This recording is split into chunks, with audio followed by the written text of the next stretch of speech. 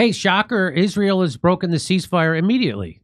What? In fact, there never really was a ceasefire. They've never stopped slaughtering Palestinians. In fact, Israel has violated the ceasefire 47 times since the truce came into effect in early October, killing 38 Palestinians and wounding another 134. Boy, that Netanyahu, he breaks a ceasefire like a 3-year-old breaks your good China. Am I right?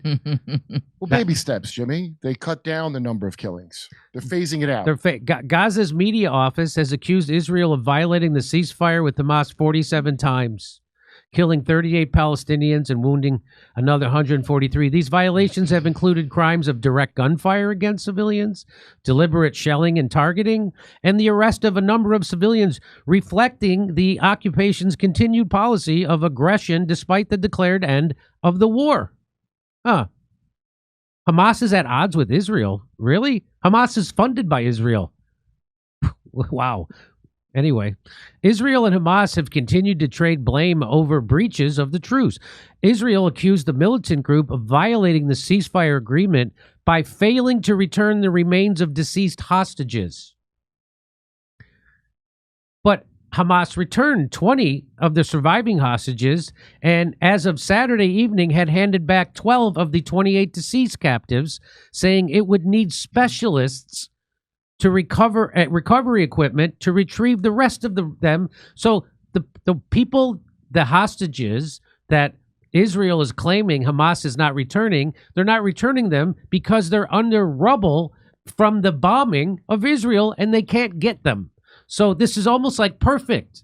It's like, well, if Hamas doesn't return all the hostages, even though they can't because we bombed them, then we could just say they've violated the ceasefire, and we can use that as an excuse to continue slaughtering them and ethnically cleansing Gaza, which is what we've always wanted to do in the first place. And that's what. And just a reminder that Israel has broken every ceasefire in the history of their country.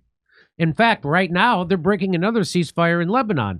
In a separate development on Saturday, an Israeli strike on a construction vehicle in southern Lebanon killed a man. Israel has reportedly bombed Lebanon despite a November ceasefire that brought to an end more than a year of hostilities with the militant group Hezbollah that culminated in 2 months of open war.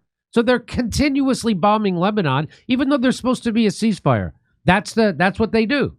Oh, by the way, a lot of the hostages, they're just saying hostage, but many of them are POWs. That's right. So if you're in the military and you were taken captive, that means that you're a prisoner of war. You're not a hostage.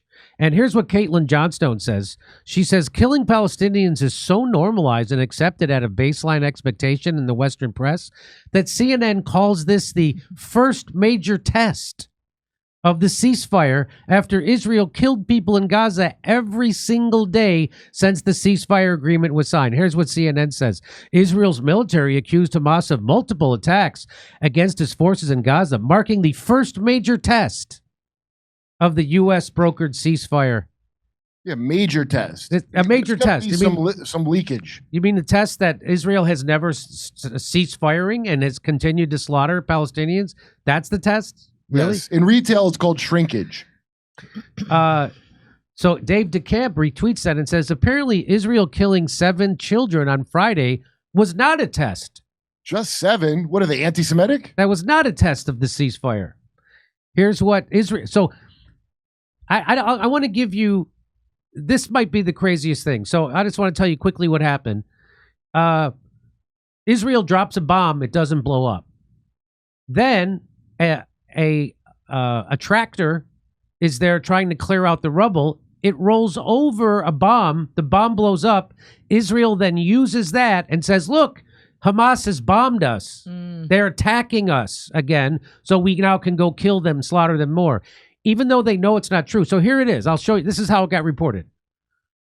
In accordance with the directive of the political echelon and following a series of significant strikes in response to Hamas's violations, the IDF has begun the renewed enforcement of the ceasefire in line with the terms of the agreement. The IDF will continue to uphold the ceasefire agreement and will respond firmly to any violation of it. So Dave DeCamp says only Israel can launch over 100 airstrikes and kill 40 people, then say it's committed to upholding a ceasefire. Just keep that in mind. Okay, so here's what I was telling you about. So Israel says that Hamas attacked it. So here's what they say. 2 Israel soldiers were killed and 3 were wounded in the attack by Palestinian terror operatives in southern Gaza's Rafah this morning. The slain soldiers, that's their names, both served in blah, blah. The incident took place at around 10:30 a.m. in southeastern Rafah, close to the Salah ad-Din Road. The area east of the so-called Yellow Line is under IDF control and part of the ceasefire deal with Hamas. According to the initial IDF probe, a cell of terror operatives emerged from a tunnel in the area and fired RPGs at an excavator, killing the 2 troops. Okay, that didn't happen. That was all made up. That didn't happen. In fact, here they are reporting more of it. But guess what? And then Netanyahu used this as a speech. During his speech at the Knesset, Netanyahu bragged that Israel's aircraft bombarded Gaza yesterday with more than 150 tons of explosives in retaliation to the alleged Hamas breach in the ceasefire in Rafah that killed 2 Israeli soldiers and wounded 2 more. Netanyahu bragged that he was the reason for the victory, not for not stopping the war. So let me say it again. Netanyahu bragged that he was the reason for the victory for not stopping the war, and he also unveiled that new partners of peace are expected to join soon. So here they are bombing. So here he is, 100 airstrikes. So there they are bombing them, right? So you can see all the airstrikes. Okay. Boom, boom. Okay. A video shows heavy Israeli bombardment of the Khan Sekun on Sunday in violation of the Gaza ceasefire. So here's that. Israel heavily bombarding Khan Yunis. So that's Israel doing that. But guess what actually happened? What actually happened is the incident has no connection to Hamas, meaning the killing of those 2 Israeli soldiers and wounding of 2 others, nor to any operation or clash of that kind.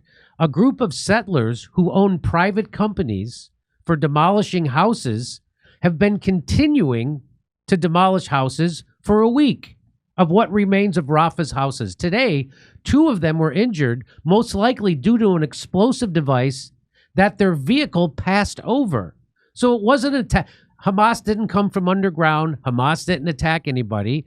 It was the settlers using a tractor to knock down their houses that ran over a bomb that was unexploded from Israel, and that's what happened.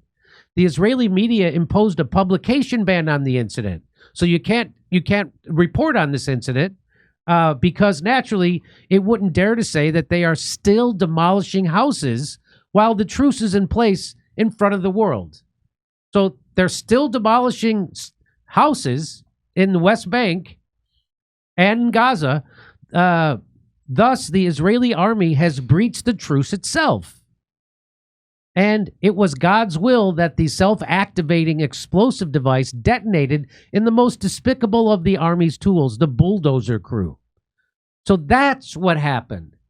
So they were using bulldozers to bulldoze down Palestinians' houses, and a bulldozer ran over a bomb that Israel had planted or dropped there, and that's what happened. And now Netanyahu is using that as a bullshit reason to go in and do 100 airstrikes. A friend of the show, Ryan Grimm, says, according to reporter, the incident in Rafah was not a Hamas attack, but rather a bulldozer. Okay. By dropping countless megatons of bombs on Gaza, Israel has rendered it very dangerous terrain for the demolition crews. To accuse Hamas every time their demolition crew blows itself up, if a ceasefire violation, it's the height of irony. The solution to this is to reach a genuine truce and remove unexplored ordinances systematically. So remove those bombs systematically. Don't just say that.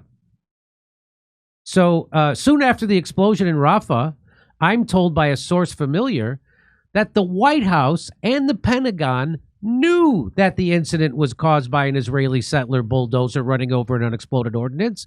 contradicting Netanyahu's claim that Hamas had popped up from the tunnels. After Netanyahu said he was blocking all aid from entering Gaza in response and unleashed a bombing campaign, the administration, meaning the Trump administration, conveyed to Israel that they know what happened. Netanyahu then announced he would reopen the crossings in a few hours. So did they do that because Trump said, hey, we know that you're lying about this? So then they all opened up the crossing and let aid back in? Is that what is happening? I don't know. But senior administration official, this is from Kurt Mills, senior Trump administration official tells me Hamas did nothing.